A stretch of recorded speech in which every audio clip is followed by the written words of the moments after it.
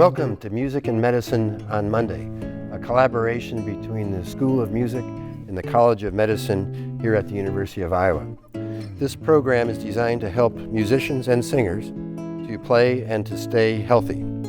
This video is supplemented by more written detail online through the Iowa Protocols, which is a free medical website that you can find that resource by the QR code or website depicted below, or just search online for Music and Medicine on Monday at Iowa. We are coming to you today from the recital hall in the beautiful Voxman School of Music building at the University of Iowa. My name is Harry Hoffman. I'm an otolaryngologist at the University of Iowa, and our featured performer today is Maddie Yankel, a second-year graduate student in music education. Today's episode addresses teaching and practicing vocal health for teachers, targeted to those in the music educator profession. With us today are Maddie's mentor, Jeremy Monternack, Associate Professor and Chair of Vocal Music Education at the University of Iowa. Our special guest today is Dr. Ingo Tietze, zooming in from Utah. He's an adjunct professor at the University of Utah, where he is on multiple departments of otolaryngology, biomedical engineering, and music. He's internationally known as a performer, scientist, physicist, and the director of the National Center for Voice and Speech. Brian Peterson is our speech pathologist at the University of Iowa, with whom I ran the voice clinic for many years. He's a clinician with a special interest in voice and a remarkable performer who has on his resume actually opening for Taylor Swift on New Year's Eve in Times Square many years ago. Whoa. So Maddie, before you perform, can you tell us what drew you into a career in music, both as an educator and performer, and what your inspirations are and your plans for the future? Absolutely. Yeah, so I started church choir when I was about 5 years old. My mom signed me up. I like to sing around the house, and she really thought I would enjoy choir. And at first I didn't like it at all. I cried and I begged her not to make me go. But after going for a couple times, I made some friends. I realized she was right, and I loved singing. And I stayed in that choir until I graduated from high school and went off to college. So that was a really formative experience for me. And I did all of the choirs in school, and I was really passionate about it. And when I decided to go and figure out what I wanted to do in college and beyond, I wasn't really sure. I got pretty good grades in school. I think, where I grew up, when you get good grades in school, they expect you to go either off to be a doctor or a lawyer or a banker or something. There were sort of specific paths that people expected you to do. And I was just really passionate about choral music, and I had a great opportunity of conducting my a cappella group in high school, and that was really fun, and I just couldn't let it go. So I decided to major in music education in college and had a great experience at Case Western Reserve University, and then I was student teaching, and I really enjoyed that. So I went off and got a job as a high school teacher, and then I came back to school because I wanted to learn more about the research side of things. And I've been really lucky to be able to take conducting courses and music education courses, do a lot of research at the university, and also be in operas and things like that. So I've gotten a very well-rounded experience here at the University of Iowa, and afterwards, I plan on going back to high school teaching. Did you consider a career solely in performance without teaching? I did a little bit, but I really like stability and a schedule. I'm very schedule-oriented, and I also really love making music with other people, which you do get to do when you perform, but there's a lot of impetus on you as the performer, or it sort of felt that way to me. And I like the concept of coming together as a group and making music just as much as performing by myself. So I figured with the schedule and that sort of group feel, education was the way for me to go. Can you talk a little bit about the performance that you're going to put on with your friends here? Yeah, absolutely. So the song we're performing today is called Every Grain of Sand. It's by a composer named Penny Stone, who puts her music and ideas about song creation on her website. She makes it free for anyone to use. So, if you like this song, you can go on her website and find it and use it. And she really focuses on music that talks about the environment, climate change, activism, things like that. And I find that really important. So I wanted to perform a song that included some of those ideas today. Terrific. I look forward to the performance. Yeah, me too. My name is Maddie Yankel, and I'm here today with lots of my friends to sing the song Every Grain of Sand by Penny Stone. Over here we have Jenna, Caitlin, Samantha. My name's Maddie. This is Bree. Then we have Elizabeth, Kate, and Sarah. In every curving beach, in every grain of sand, there is a story of the earth. In every curving beach, in every grain of sand, there is a story of the earth. In every curving beach, in every grain of sand, there is a story of the earth. In every curving beach, in every grain of sand, there is a story of the earth. One touch of nature makes the whole world kin. One touch of nature makes the whole world kin. One touch of nature, one touch of nature, one touch of nature makes the whole world kin. One touch of nature makes the whole world kin. One touch of nature makes the whole world kin. One touch of nature, one touch of nature, one touch of nature makes the whole world kin. In every curving beach, in every grain of sand, there is a story of the earth.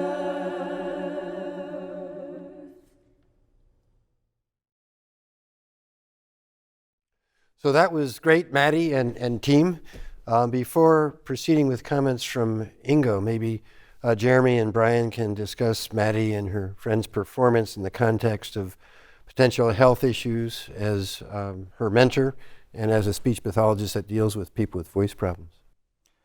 Yeah, so there are a lot of things going on in choral singing, in group singing, that are similar but different from individual singing. And so they are certainly related endeavors, but there are specific things to choral singing. But and a lot of Maddie and I both had been high school teachers, and one of our main goals is empowering our students to know what to do to take care of their own voices. So that they are able to go out into the world and continue singing and do so in a healthy way, in a sustainable way for the rest of their lives. So I will throw it to you, Maddie. What were some of the things that you talked to your students about? Yeah, so when I was teaching high school, a lot of things we talked about were hydrating, making sure you weren't screaming when you went to the basketball and football games, making sure you got adequate amounts of sleep, things that you sort of want to do anyway as a human, adequate nutrition, all of those good kinds of things for keeping yourself just being a healthy person. And the more singing activities you're involved in, the more important it becomes to have a routine for your vocal health. So that might be warming up right at the beginning of the day, maybe cooling down at the end of the day.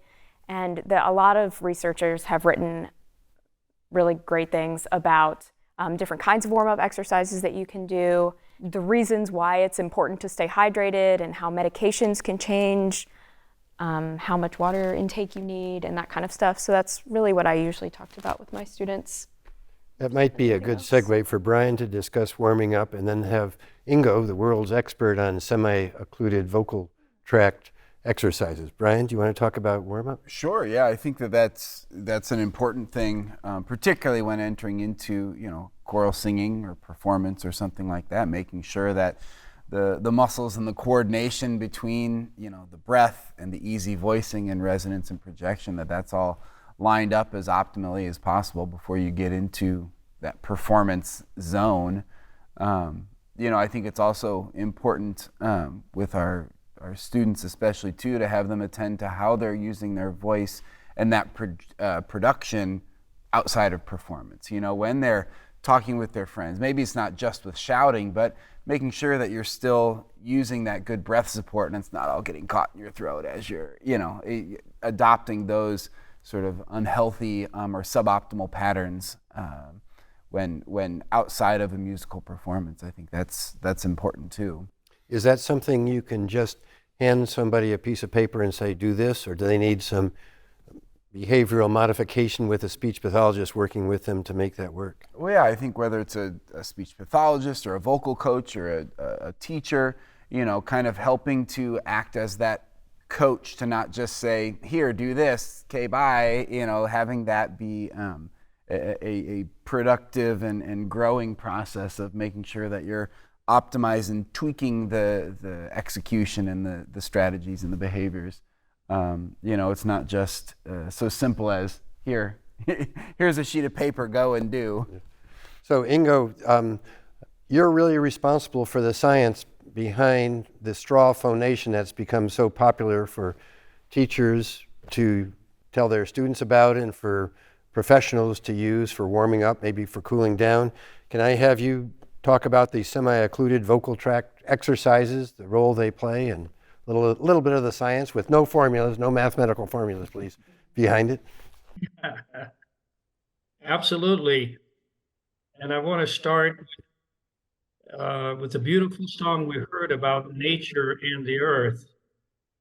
Actually, you asked me who invented the semi-occluded vocal tract techniques, and I would say it's nature, because mammals and birds use the technique all the time. Doves have mostly their beak closed when they phonate, and frogs have their mouth completely closed, and alpacas do a lot of humming. So we have learned from nature hundreds of years ago that the best way to get our voice production organism working well is to keep most of the sound inside by not releasing it from the mouth. And hence we call it semi-occluded vocal tract techniques. So one of the things that we get from it is a general expansion of the airway, because you produce a pressure in the mouth, and that pressure widens the airway. And that gives us then more opportunity to create wide and narrow regions, because with those we make different sound qualities and different vowels and consonants. So the general benefit from semi-occluded vocal tract techniques is get a widened airway, and we get the best posturing of the vocal folds together. And the technique varies all over the place. We can do phonate with stirring straws, with drinking straws. We can take the straw and immerse it in water to get more resistance and more pressure that's produced behind the lips. And then we can do lip trills and tongue trills and humming and so forth. So those are all the techniques, but the main thing that it gives us the best posturing of the vocal folds vertically and in terms of the parallel surfaces between the left and the right vocal folds. Do you need a straw? Can you do it with lip trills and other techniques without a straw? Sure, you can use all of the techniques, and I use them regularly. Lip trill is good when you don't have anything else around. But I carry in my pocket usually a small stirring straw. But sometimes I like the longer tube. And on some days, one works better than the other. But the main thing is that you use your full support from your respiratory system. You don't pussyfoot around with this. You really make big sounds into it, even though a little sound comes out. So if I were to do a glide,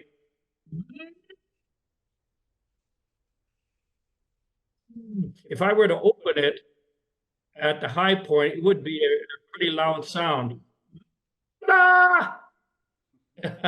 So you don't try to make small sounds, you try to make big sounds into a tiny tube.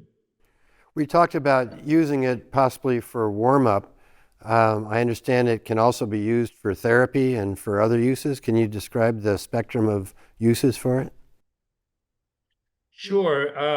People have now used it for voices that are too compressed or too breathy, either direction, because the straw helps you find the middle in terms of adduction of the vocal folds. So it helps for that. And particularly for people who don't have good voice registration, they can't handle the middle registration and make a nice transition from chest voice to middle voice or finally to high voice. And the straw helps in navigating all of that territory. Terrific. It's, the words from the master. Actually, my daughter belongs to the mastery. Here's a book that we've written together. It's called Voice is Free After SOVT, and you can get it on the website of the National Center for Voice and Speech. Terrific. Well, do you all have other comments about the semi-occluded vocal tract phonation before we move on to Jeremy discussing some considerations for the choir? Well, I think it's just an incredibly useful tool for anyone, for singers, but I think Ingo, some of his first videos that he put out that now have hundreds of thousands of views were aimed at teachers and looking at recovery after intense phonation. And one of my favorite quotes that I use in some of my papers is the teacher's voice is under constant harassment. There's so much voicing that goes on, and for music teachers in particular, and for singing teachers when we're doing modeling and all of the various things. We may be having millions of vocal fold vibrations in a day, and this is a way to reset and to recover a little bit, as opposed to just resting and sort of resetting our vocal production. So it's just a really incredibly useful tool for teachers. Maybe we can ask Brian for his insight for strategies for teachers. We know that over half of teachers at some point or another will miss some work because of voice problems. Do you have some strategies to avoid that problem? Well, I mean, to Jeremy's point, I always encourage warming up and cooling down, beginning of and end of day, finding points during the day where you can give yourself little vocal breaks, not so much vocal rest. Okay, we need, an hour of not talking, but taking that opportunity, 30 seconds, a couple minutes between classes where you're just kind of resetting. Maybe you're doing some hums or glides or lip bubbles and lip trills as you can, to reset things even in that short period of time, I think can be really helpful. How about amplification in the classroom? Did you use that, Maddie, when you were I in school? didn't, but I had smaller classrooms, so I didn't really feel that I needed it too much, but I know some teachers that do use it. Do you advocate for that, Brian? I definitely do, particularly if it's in a scenario where there's either lots of noise or where the acoustics aren't so great, and there's lots of reverberant noise and that. You want to, in those cases, it's ideal to let the microphone do the work and not, totally tax the voice all the time. And how about a threshold for a look at the larynx? A flexible scope through the nose or a look through the mouth? Maddie, I know you were enthusiastic with that concept, as am I. What do you think about teachers having the low threshold to have that type of examination? Oh, definitely. I think, you know, much like a pitcher, let's say in baseball, where they notice that their shoulder, they have a little twinge in their shoulder, so they adjust their delivery, and then they're doing that little bit of a different delivery over months and months and months, and then all of a sudden there's a tear in the rotator cuff or that sort of a thing. Similarly, as vocalists, you know, maybe I just need to get through this period of time before my concert, or I just need to get through these days, and then all of a sudden, you know, one maybe perhaps little thing turns into a much bigger thing, and then there needs to be days taken off of work and performances missed, or you know, conducting opportunities missed. You know, I think so definitely a shorter threshold. You know, it's in general, if something's been going on for a couple weeks and it hasn't improved despite you know, sort of conservative management strategies, I think definitely a view of the larynx is worthwhile to assess. Many times we'll do that through the voice clinic that includes a laryngologist, a speech pathologist, and then also the singing coach, the mentor, the teacher, because they have greater contact and insight to kind of come up with an overall game plan. So Jeremy, do you want to address some of the issues about the Lombard effect and the choral production, teaching chorus? Yeah, and I also want to just piggyback on what Brian was saying. One of the best tools for a teacher as they are thinking about using their voice less is just to listen. And so often, I think just pedagogically, it makes all the sense in the world that when our students are singing or speaking, that we are not. We are in a moment of vocal rest at that time. And actually, Ingo has a paper on that as well, of those moments of vocal rest that take place in the middle of a class. And so, as opposed to singing along, where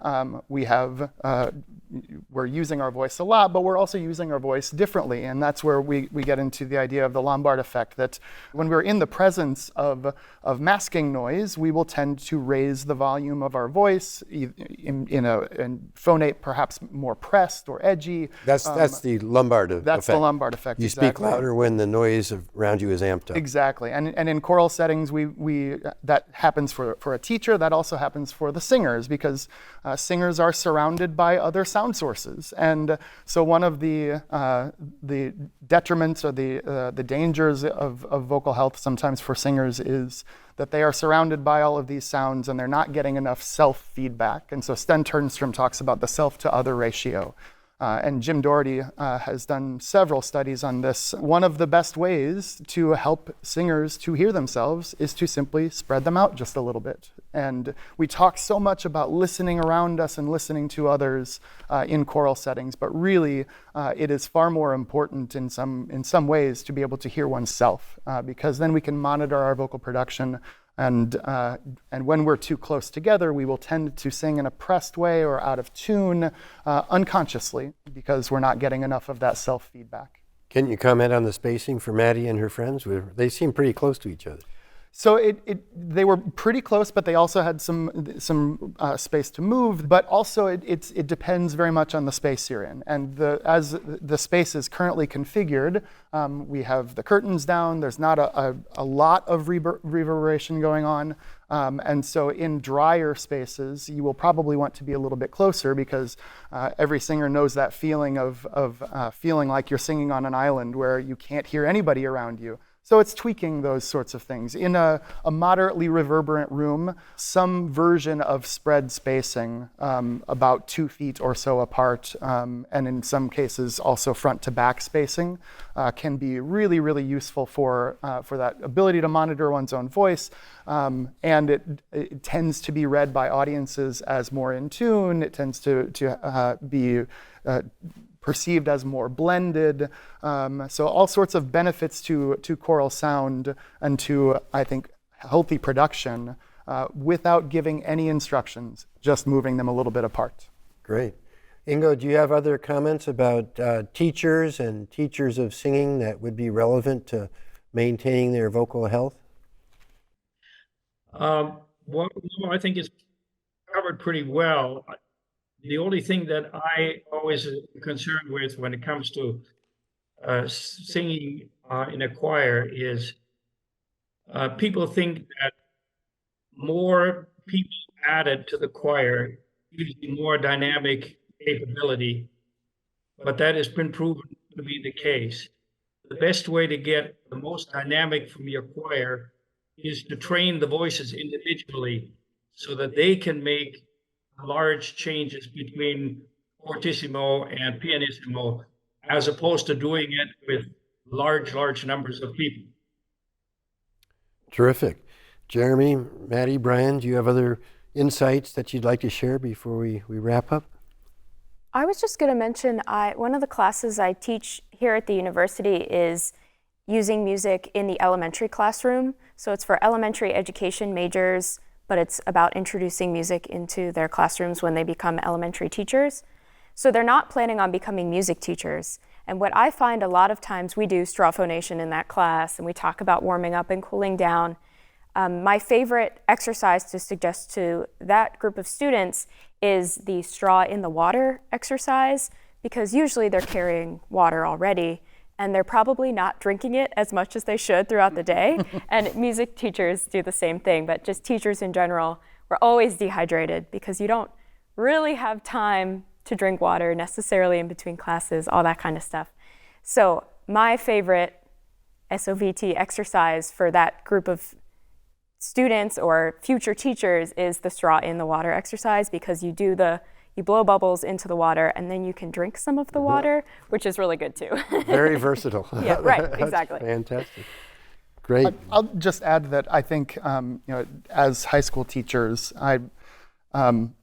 I tried to let my students in on the secret, because voice is mysterious, and it is this embedded instrument. We can't take it apart and see that we need cork grease or that the reed is chipped or something like that. And so I took 5 minutes every couple of days over a course of months to introduce my students to anatomy and physiology, and just looking first at drawings and some of the Netter drawings and some of those, and then eventually at photos, and then eventually getting to videos, because I think that scaffolding helps, because some students frankly think it's kind of gross.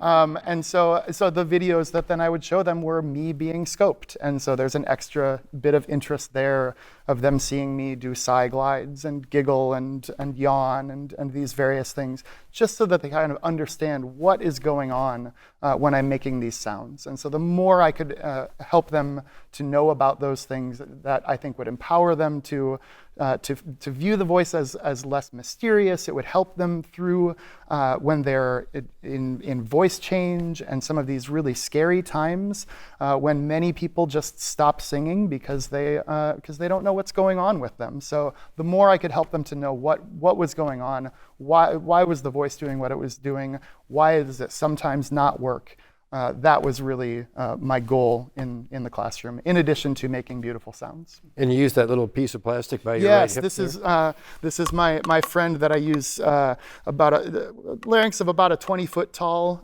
gentleman, I believe. So just as a way to show them what's going on, show what tube it's sitting on top of, where it is in relation to the esophagus, and all of these various things, just to orient them so they know more about what might be going on with their own voice. Right. Any last minute comments, Brian? Or no, just one thought or question for you two, I guess I had, is the concept or how to handle like modeling for students. Like I know as males, and we're trying to, teach the altos or sopranos their part, or maybe for you too, if you're modeling for your male students, your lower parts, like how do you handle that as somebody who's teaching music educators and a music educator yourself? Because that can also, if we're trying to stretch our voices in one direction or another, that can also contribute to development of unhealthy habits or suboptimal habits. Mm-hmm. The suggestions that I was given by mentors in the past was to sing things in your own octave and then just tell the students that they have to octave displace it. And you just sort of practice that right at the beginning of the year. And it works okay. And it's like a little bit of a learning curve at the beginning, but it usually works out okay. Also, there's a piano usually as a tool to play things in the correct octave. And then the last thing that I would do a lot is to have, if you have a teacher at the school that also sings, that sings a different voice part than you, it can be really helpful and really motivating for the students to have them come in and sing if they can. I had my first year teaching, I was having a lot of trouble working with the tenors and basses in my non-auditioned ensemble, and I brought in a friend who was a choir teacher who was a bass, and he came in and he sang with the tenors and basses, and they were with me for the whole rest of the year because they could just see what a bass voice was sort of supposed to sound like, and they were excited to get there as opposed to trying to work with my sort of octave displacement sort of thing. So the models that you can use either in person or now we have Zoom, bring someone in, can be really helpful. Brilliant.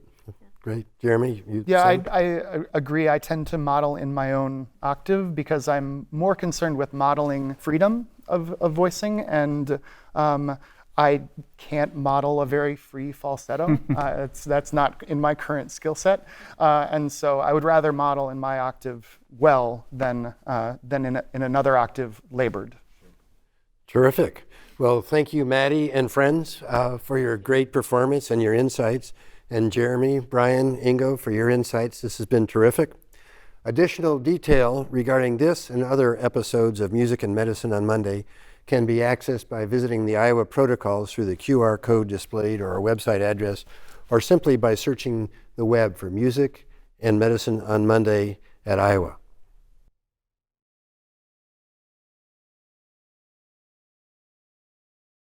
One touch of nature makes the whole world kin. One touch of nature makes the whole world kin. One touch of nature, one touch of nature, one touch of nature makes the whole world kin. One touch of nature makes the whole world kin. One touch of nature makes the whole world kin. One touch of nature, one touch of nature, one touch of nature makes the whole world kin.